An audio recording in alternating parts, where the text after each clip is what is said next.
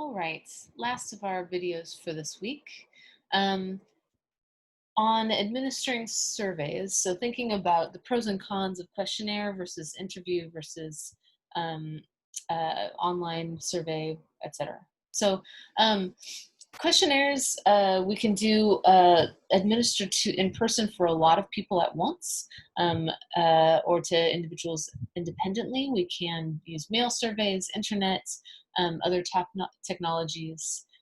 So we can use a computerized experience sampling. One of the ways of doing that is it's essentially a survey where I contact you via social media on your phone or some other uh, uh, technology, and at different times throughout the day at random, and ask you to tell me about what you're doing, how you're doing, what you're feeling.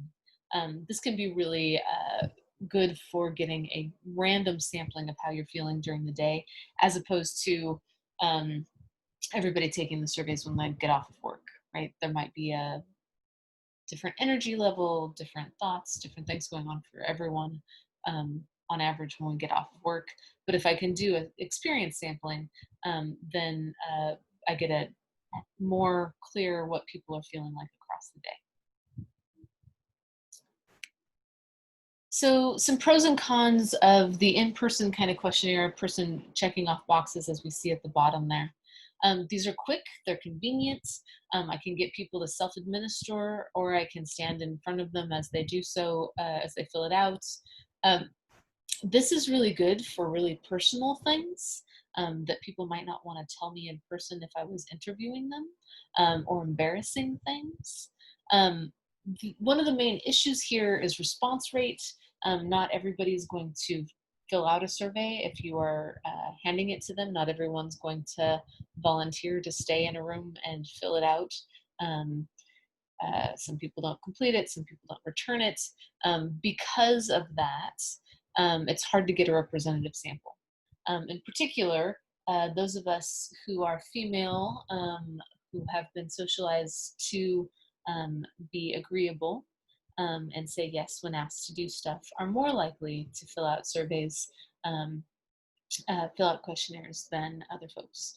That is true for acquiescence bias for all different kinds of studies, but particularly for questionnaires. Because all of these questionnaires are written out ahead of time and kind of given to the participant without much conversation about the questions themselves, there's not a whole lot of control over how people are interpreting what you're writing. So if you've got a poorly written question or something that's vague, um, they're really hard to analyze because we don't know what the person's really responding to. Okay, so internet surveys. Pay attention here because this is what we're going to do for the second project for this class. We're going to be doing an internet survey. So these are the pros and cons of that way of collecting data. These internet surveys are efficient. They are low cost. You can get lots of people really quickly. Um, you can get lots of people from all over the world. You can get relatively good access to otherwise underrepresented samples. So I can get a hold of folks that I might not otherwise be able to talk to. Some problems here: I'm only going to get folks who have access to the internet. I'm only going to get folks, if we do the MTurk version, I'm only going to get folks that have a knowledge of Amazon Turk and have an account, have chosen to spend their time participating in research for money that way. If we are doing just online participation through SONA, we also have a selection bias in that mechanism targets Roosevelt students and targets psych undergrads particularly. So there's also the response rate bias, so who's going to participate, who's not. If your survey takes too long, people may bail halfway through and not finish it. The last thing here is with internet surveys, we don't know what else is going on for them. So how much are they paying attention to our questions and versus the baby that's crying in the other room? Is there a baby crying in the other room? Are people eating dinner next door? What other things are going on in this person's life? We have no idea. Unlike an in-person administration of a questionnaire where we could tell, right? We could control all those things. They all sat at desks. Desks were a number of inches apart, whatever, right? An internet survey, I don't know. They could be doing it on their phone while they're on the L. Who knows?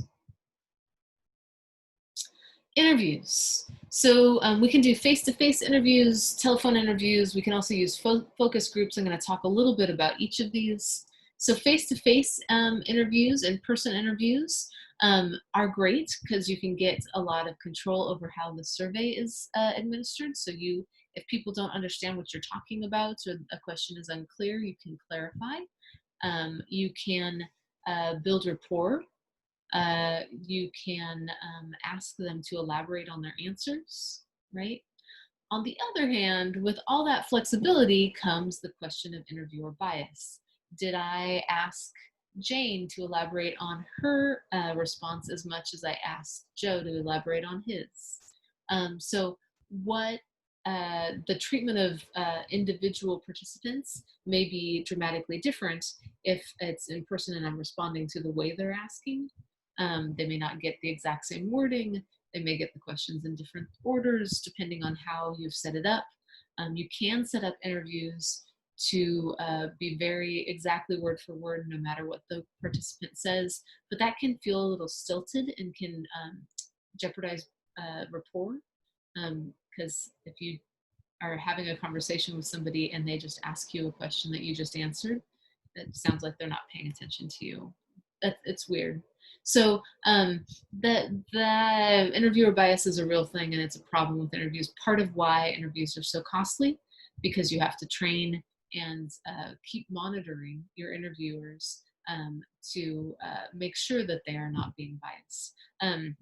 I've got a picture of our buddy Trevor Noah up here from The Daily Show.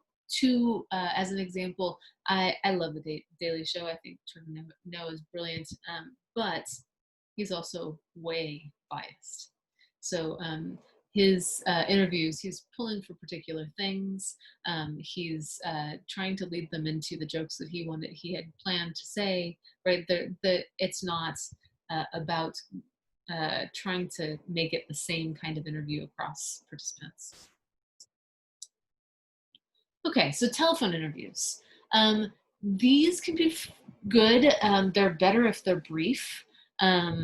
You can get access to a large part of the population. You can use, people have used random digit dialing. Now in the days of cell phones and caller ID, the random digit dialing doesn't work as well because a lot of people, myself included, don't answer calls from numbers we don't know. So getting permission some other way ahead of time before calling makes a lot of difference in terms of response rate and how well you can recruit that way. The thing about telephones is because you can have all of your interviewers in a room doing the interviews, you can supervise them. So you can hear what they're saying as they're talking to the participants, and you can give feedback or kind of give them some info about the interviewer bias, kind of keep them on track a little better. So again, selection bias, if you don't answer unknown phone numbers, who's going to say yes to doing an online survey if we ask them ahead of time, who's going to be willing to answer the phone and stay on the phone with a stranger to talk about their lives. And that interview bias still can change the way that the survey questions are asked and therefore how people respond to them. The last one that I wanted to talk about is the focus groups. This is when we are doing a interview, usually in person, but with a large group of people. And the great thing about this is that the participants can kind of brainstorm together in response to your questions. These usually are very open in terms of the ways questions are asked. And we tend to use them as a form of gathering information to begin a new area of the literature, to start on a new area of research. These are less helpful for things that we know a lot about, partially because for focus groups, we have to focus on the group, all 5 kids, all 3 adults, whatever our group number is. Um, the group is our unit of analysis because we can't um, separate or pull apart what Mary would have said if John hadn't said whatever beforehand, right? People conversation as they're brainstorming answers to your questions, they're working off of each other, right? So you can't say there were 3 independent people and these 3 people said this. No, it was one focus group, however big that group is. And that is really hard for N. So if we're looking at doing a quantitative focus groups, not the way to do it. If we're looking at a qualitative, trying to see what people think, get into a new area of the literature, focus groups are great. Okay.